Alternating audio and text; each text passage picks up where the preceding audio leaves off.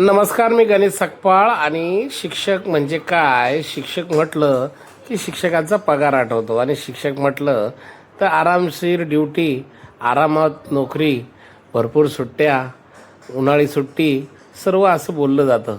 पण जर बघितलं आता ह्या महाराष्ट्रातील शिक्षकाची अवस्था म्हटलं तर शिक्षक आहे एक सुपरमॅन आहे.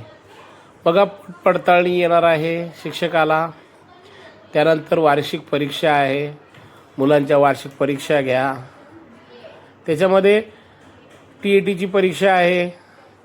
मी आता नोकरी जाणार, TETचा अभ्यास करा, घरी येऊन रात्री 2-3 घंटे असतील त्याचा अभ्यास करा. त्यानंतर जनगणना येणार आहे ऑनलाईन, महिनाभर जनगणनेचं काम करा.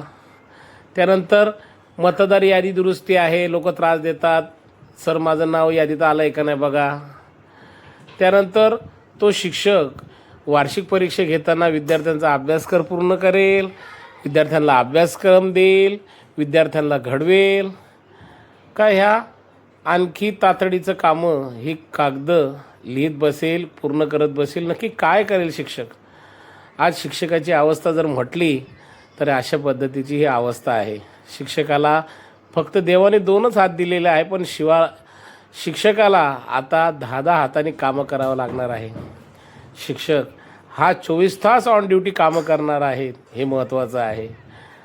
महाराष्ट्रातील काय भारतातील विद्यार्थी घडवण्याचं काम हे शिक्षकाकडं आलेलं आहे, आणि शिक्षकांनाच राहणार.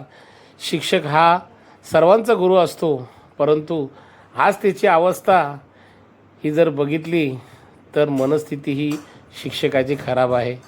आज जर शिक्षकाची मनस्थिती जर खराब असेल तर तो विद्यार्थ्याची मनस्थितीमध्ये कशा पद्धतीने फुलवेल, कशा पद्धतीने त्यांची मनस्थिती ही भविष्याचं नागरिक घडवून देईल, ह्या अवस्थेमध्ये हा आत्ताचा शिक्षक आहे. शिक्षक कसा असावा हे लोक म्हणतात, पण आज शिक्षकाची अवस्था काय चालू आहे हे कोण पाहत नाही आहे.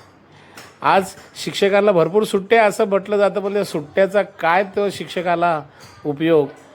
जर अशा पद्धतीच्या ड्युट्या आहे, परीक्षा आहे, TETची परीक्षा आहे, जनगणना आहे, मतदार यादी दुरुस्ती आहे, फायली आहे, ऑनलाईन आहे, सगळं भरा असं म्हटलं जातं. प्रत्येक दिवशी काही ना काहीतरी ऑनलाईन भरा, फोटो काढा, अपलोड करा, अशा पद्धतीचे उपक्रम करा. हे सर्वांनी हा शिक्षक त्रस्त झालेला आहे. या शिक्षकाला गरज आहे शांतीची, मुलांना चांगलं शिकवण देण्यासाठी, वेळेची. मुलांना शिकवू द्या. शिक्षक हा तयार आहे विद्यार्थ्यांना शिकवण्यासाठी, घडवण्यासाठी, परंतु तेवढा वेळ हे आपल्याला मिळत नाही. हेच दुःख आहे शिक्षकाचं. पटलं तर बघा. जय हिंद, वंदे मातरम.